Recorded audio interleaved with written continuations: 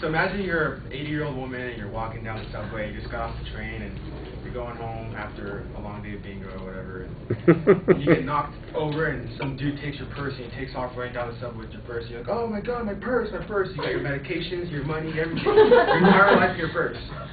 And then you're lucky enough to see a security guard tackle the dude and he gets him. Wow, what your day just turned for the better, right? So you're sitting there in the police room and you get to choose out the guy and you get to question him and the guy's in trouble, like they got him, he didn't get away with it. And one of the few times that probably happens, because usually they do get away with it. How do you feel if you're that guy? Do you have remorse? Do you care? Or like, can we get this over with so I can get back out on the streets, and make my living? Because that's what some people do. My quote is, never apologize and never explain. It's a sign of weakness. So I think you can kind of go both two different ways with that quote. I have a few examples. Like I'm going to talk about the war in Iraq and Vietnam and how kind of that mentality applies to them.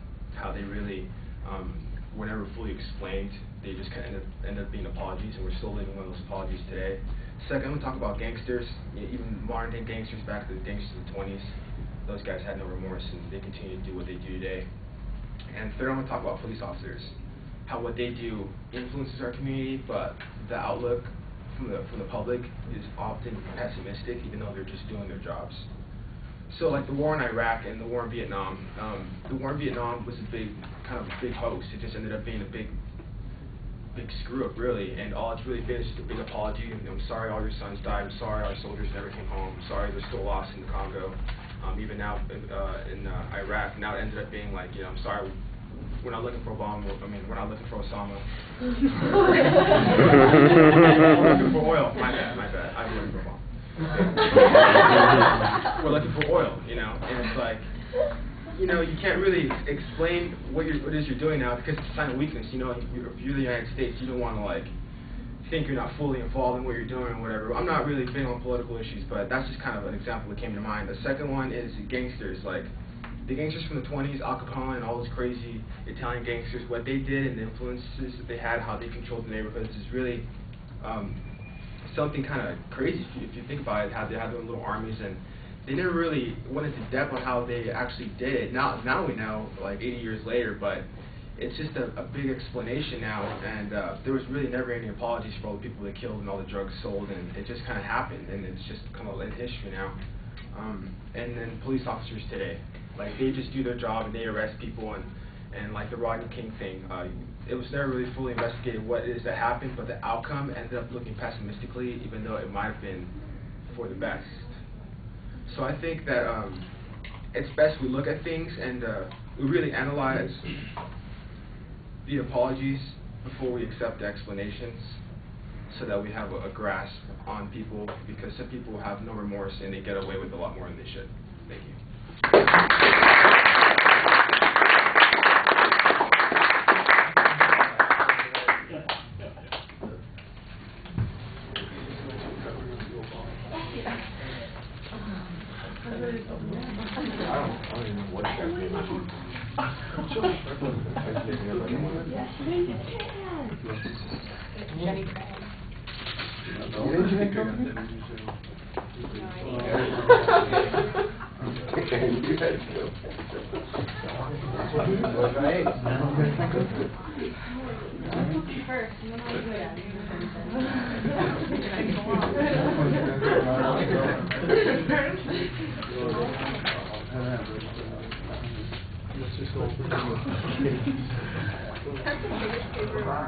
Is that cool? I found it on the ground.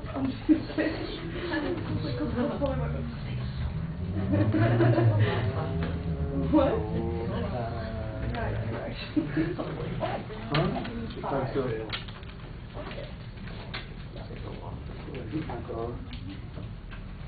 A little bit. All right, Aaron, I like the visualization that you had at the beginning. It's kind of dramatic. The tie-in to the quote's a little awkward, but you do tell us what it is that you're going to be talking about in your position, and you've got a good preview of what the content's going to be. I also thought that it was very well organized internally. I didn't think that the supporting material developed as well as it could have. You seemed to wander around a little bit on that first point, and the gangster thing, it's a good idea, but it stays a little abstract. So that I think is a little problematic. Good ideas, not as well executed as they could be. The presentation, you're easy to hear, but I think you could use a little more energy. The pacing is okay. You're very fluid, but it might be a little too regular. You may need to pause or emphasize occasionally, but at least you don't have any nervous pauses or hesitations, and I thought that does give you an aura of confidence. You're fairly expressive with your facial expressions. I like the eye contact from the beginning. You're very solid in doing that. However, I did notice while you were speaking that you really do tend to talk to this side of the room, and I know I'm here and the camera's here, but all those people over there, I don't, talk to them once in a while too. Carlos is over there going, what I do? He's not even looking at me, not once. And I think that's one of those things that you could work on a little bit. I didn't see any obvious signs of anxiety. You got out in a pretty decent shape. It was organized. You had a couple of ideas. So I think you're okay for the most part on the delivery things. You could always do better, but no issues that you have to be overly concerned about.